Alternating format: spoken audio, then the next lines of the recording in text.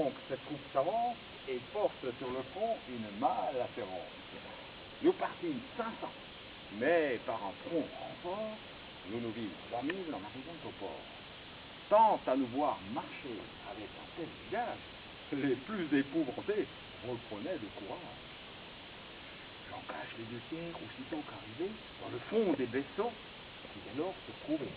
Le reste, dont le nombre augmentait à toute heure, brûlant d'impatience autour de moi demeure, se cache contre terre et, sans faire aucun bruit, passe à plus belle part de cette belle nuit. Par mon commandement, la garde en fit de même, et, se tenant caché, aide à mon stratagème. Et je feins hardiment d'avoir reçu de vous l'ordre qu'on me dit suivre et que je donne. Cette obscure clarté qui tombe des étoiles, enfin, avec le fit voir transparaître. Mon monde descend au-dessus, et d'un commun effort, les morts et la mer montent jusqu'au port. On les laisse passer. Tout leur paraît tranquille. Point de soldats au port, point au mur de la ville. Notre profond silence abusant leur esprit, ils n'osent plus douter de nous avoir surpris. Ils entrent, ils descendent, et courent se livrer tout droit dans les mains qui les attendent. Nous nous levons alors, et tous en même temps, poussons jusqu'au ciel d'une crise éclatante. Les nôtres, de nos vaisseaux à ces cris répondent, ils paraissent armés, les morts se confondent. L'épouvante les prend à demi descendus, avant que de combattre, ils s'estiment perdus. Contre la guerre, nous les pressons sur l'eau, nous les pressons sur terre.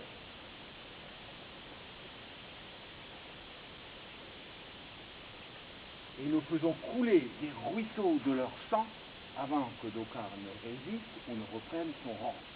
Mais bientôt, malgré nous, leur prince les rallie, leur courage renaît, leur terreur s'oublie. La honte de mourir sans avoir combattu arrête leur désordre et leur rend leur vertu. Contre nous, de pied ferme, ils tirent leurs alfanges sur les épées. De notre sang au leur font d'horribles mélanges. Et la terre, et le fleuve, et la mer, et le port font d'horribles carnages où triomphe la mort.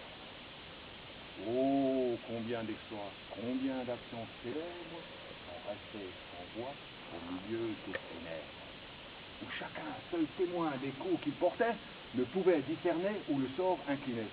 Et j'allais de tous côtés encourager les nôtres, rassembler les uns, soutenir les autres, regrouper ceux qui venaient et les pousser à leur tour, avant que ne pointe la pointe du jour.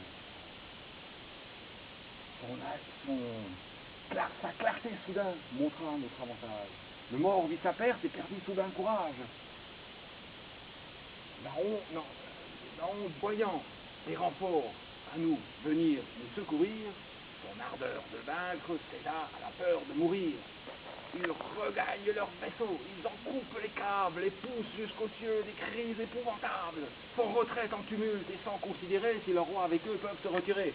Pour souffrir ce devoir, leur frayeur était trop forte, le flux les emporta, le reflux les remporte.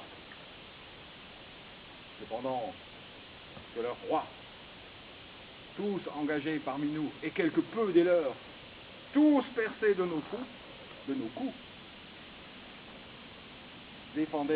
luttaient et défendaient bien leur vie, de se rendre moi-même en vain je les convie.